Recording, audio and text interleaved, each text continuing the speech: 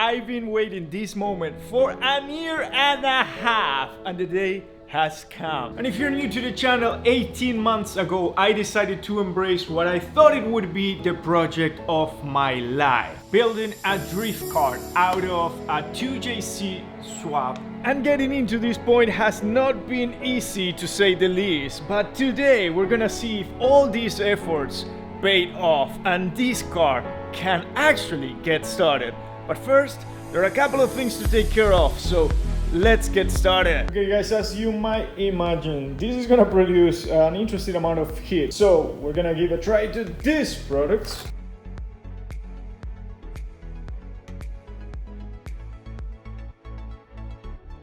Starter wires, great. FRS wiring harness, great. So now, the beautiful Tweak Performance wiring harness.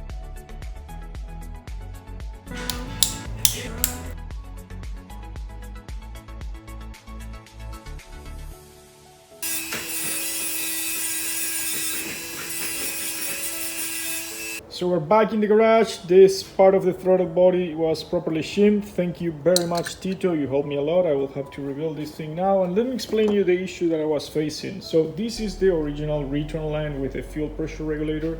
And this thing was supposed to go right there. As you can see, you know, there's a big difference on this AN feeding line in which the throttle body was basically making contact with it.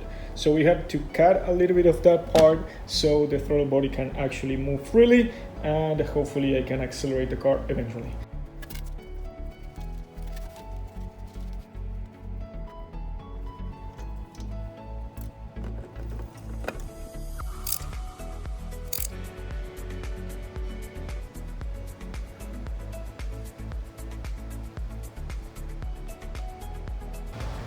Okay guys, so the battery is in, already connected. Starter is connected as well, no coil packs. And also, let me show you, the crank sensor is not attached. Main idea now is crank the engine and start building pressure.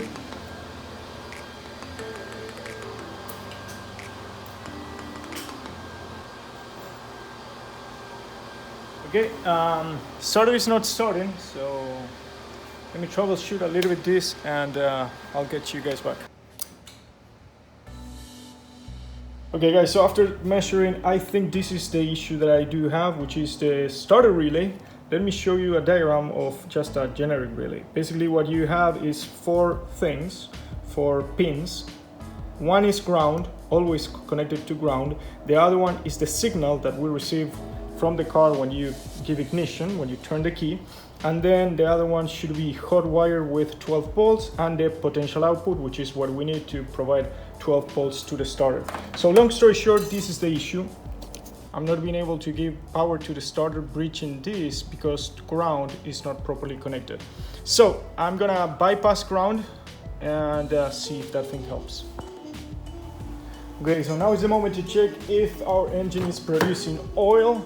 So there's two ways of doing this. I hope we can do it this way, which is the easiest, which is basically we read this gauge while we crank and we see if we build pressure.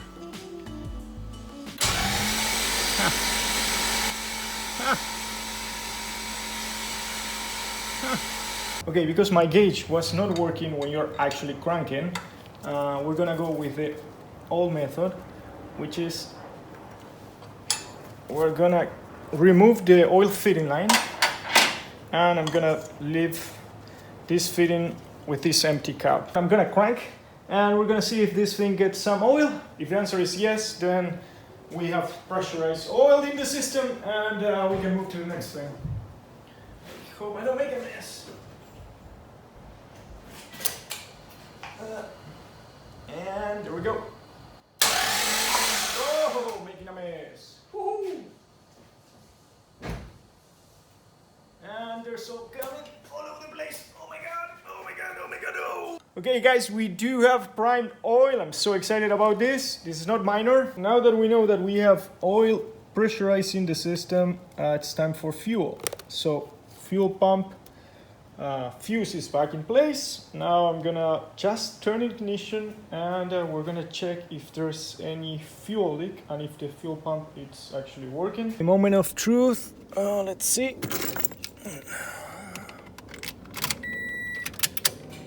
Okay, this thing is getting fuel. I can hear it. I can hear it. Let's see so far. Okay, so far so good. We have fuel pressure, almost at 40. Fuel filter is dry. Here the return line is dry. Nice and dry. And let's see underneath the car. Nice and dry. Okay guys, so we have pressurized oil, check. So the engine is loaded with oil, it's ready to start. We have fuel pressure and apparently, finger crossed, lot of prayers, not a single drop of fuel is coming out of the line, so no fuel leak. What's the next thing in the plan? Radiator.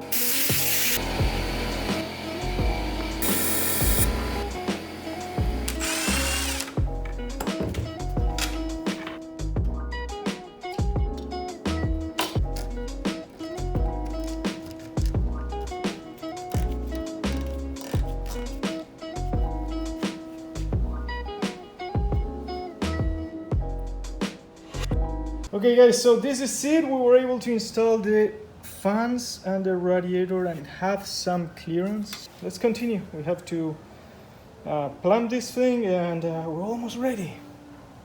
Man, we're so close but so far at the same time and it's already dark. I'm not giving up. I'm not giving up. So the entire coolant hoses and lines are already plumbed. Next thing I have to do is install the coil packs, put some coolant in.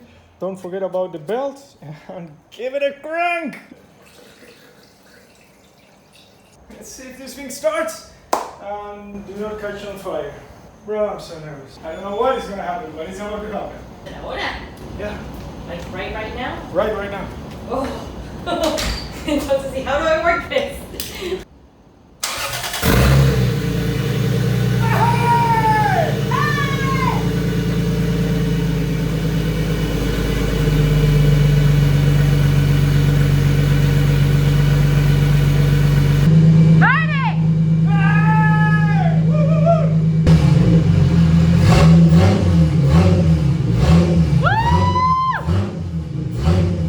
This is the following morning. As you could see from the video, I was quite nervous, but very happy at the same time. The car didn't fail and it didn't catch on fire, so overall that was amazing. But there are two things I really want to share with each one of you. The first one is getting into this point has not been easy at all. There has been a journey in which started long time ago with my brother coming to visit here to the States and having a really bad accident with one of my dirt bikes. So we decided to sell the bikes, and with that money we bought an R107, a classic Benz, which I restored for almost a year, and then this opportunity came into place.